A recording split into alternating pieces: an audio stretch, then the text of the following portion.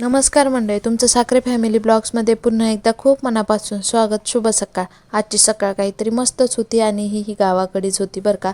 गावाकडची सकाळ काहीतरी वेगळीच असते नाही का. चिमण्यांचा किलबिलाट, मस्त मुक्या प्राण्यांचे आवाज, जनावरांचे आवाज, काहीतरी सकाळचे आवाजच म्हणजे मजाच वेगळी असते. सकाळी एकदम शांतता, थंड वातावरण. इकडे चिमण्यांचा किलबिलाट चालू होता. बघा कसे धान्य टिपताय माझ्या आजीने ना, त्यांना ना धान्य टाकलेलं होतं, त्याच्यामध्ये तेच खाण्याचं काम त्यांचं चालू होतं. बाहेर असं एकदम गारवा सुटलेला होता. सगळं काही शांत वाटत होतं. एकदम सुंदर असं वाटतं सकाळी गावाकडे.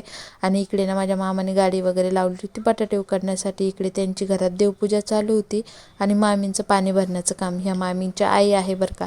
श्रुती पण पाणी भरत होती. कसे ना गावाकडे पाणी जे आहे स्टोर करून ठेवावं लागतं. भले त्यांना दररोज येऊ किंवा एक दिवस आड, पण पाणी जे आहे स्टोर करावं लागतं. जसं की आपल्याकडे टाकीमध्ये जरी भरलं म्हणजे टाकीमध्ये नळ लावला तरी होऊन जातं, पण तिकडे तसं नसतं. सर्व काही भरून ठेवावं लागतं. इकडे शिव पण सगळ्या लवकरच उठला होता. इकडे काय आपल्या घरी काय लवकर उठत नाही, पण गावाकडे लवकर उठून लगेच गाजर घेतलं होतं मस्त खायला. तो पण छान असा गावाकडचा फुल आनंद घेतो. मग काय सर्व काही आवरून नाश्ता वगैरे करून आम्ही मळ्यात आलो होतो बरं का. हे सर्व आहे मामांच्या भावंकीचे म्हणजे गवाई सर्वांची काही शेती एकाच ठिकाणी असते. आणि आम्ही ना खरं तर आई माऊल्यांच्या आणि मुंजोबाच्या पाया पडण्यासाठी आलो होतो मामाकडच्या. कारण की शिवला दर्शन म्हणजे पाया पडण्यासाठी आणायचं होतं. खास त्याच्यासाठी आम्ही आलेलो होतो.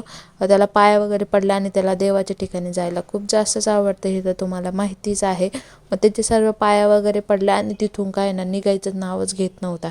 कारण त्याला इथे मस्त असं पाणी माती वगैरे रिटर्न शांतता गावाकडे मोकळं भेटत होतं. त्याच्यामुळे तो काही इच्छाच नव्हती त्याची इथून निघायची. पण कसं आहे ना, जावं तर लागणारच होतं. इकडे माझ्या मामांनी ना गव्हावरती पाणी लावलं होतं म्हणजे गहू भरायचं काम चालू होतं. ह्या आमच्या आई माऊल्या रेणुका माताचं मंदिर आणि ते मुंजोबाचं होतं. आम्ही दर्शनं घेतले, नैवेद्य वगैरे दिला आजीने. आणि मग काय पुढे सर्व गोष्टी बघितल्या, कसा गहू आलेला आहे काय हेच बघत होतो. थोडेसे फोटोशूट पण केले, तिथं वेळ होता तर. आणि ही माझी आजीबाई इकडे सगळीकडे पाया पडल्या शिवच्या. कारण की कसं आहे ना, त्याला म्हणजे काही अजून इथला आयडिया नाही. आणि शिवच्या पप्पांना इथेही पहिल्यांदाच आले होते मळ्यामध्ये. हे माझे लहाने मामा, त्यांना मी बोलली होती की हात करा म्हणून, ते तिकडून हात करताय. ते गव्हामध्ये ना पाणी भरायचं काम करत होते बरं का. कारण की कसं आहे ना, गव्हामध्ये बरंचसं पाणी पण घरी आलो आणि आम्ही लगेचच निघालो नाही का. म्हणजे मामाच्या मुलीसोबत लगेचच मी निघाले. बरं आहे तिला तरी गाडी आहे, त्याच्यामुळे आम्हाला एकदम टेन्शन मिटतं तिकडे आल्यानंतर. म्हणजे मामाकडे गेल्यानंतर आम्ही दोघीच फिरत असतो. कारण शिवच्या बाप्पांना अजिबातच गावाकडे आल्यानंतर फिरायचा इंटरेस्ट नसतो. त्यांना पुरेपूर मस्त खेळण्याचा वगैरे सर्व काही आनंद घ्यायचा असतो गावाकडे शांततेचा.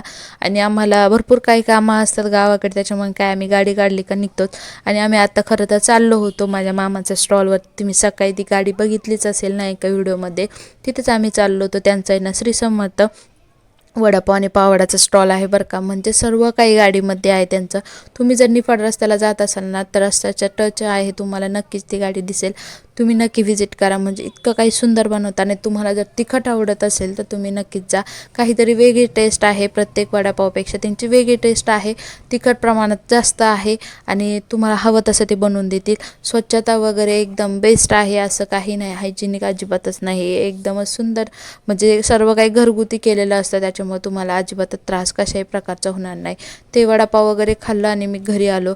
बघा संध्याकाळची अशी काही मस्ती असते, त्यामुळे आमच्या शिवच्या पप्पांना जास्तच आवडतं आणि शिवलाही. इकडे काय ते ना आम्ही बलून उडवत होतो आणि ते सर्व काही पकडत होते. शिव ना थोडासा म्हणजे त्याला बाहेर जायचं होतं, त्याच्यामुळे रडत होता. तर मग अशी काय आमची मस्ती चालू होती आणि सर्व काही खेळत होतो बरं का. फुल एन्जॉय करत होतो. आणि घरामध्ये मामींचा काही स्वयंपाक चालू होता. जेवणं वगैरे झाली आणि त्याच्यानंतर आम्ही जे आहे ना असे चिट्टे खेळायला बसलो होतो. गावाकडे आलो आणि असे काही खेळ खेळले नाही म्हणजे मग काही मजा उपयोगच नाही का. त्याच्यामुळे आम्ही असे मस्त चिट्टे खेळायला बसलो. आणि राजा राणी नाही तर आम्ही मोगरा गुलाब वगैरे असे काही फुलांचे गेम खेळत होतो. आणि खूप एन्जॉय घेतला. आमचे मोठे मामा पण होते बरं का, तेच होते व्हिडिओ काढत होते, ते वरून व्हिडिओ काढत होते आमचा. बाकी खूप मजा करतो आम्ही गावाकडे.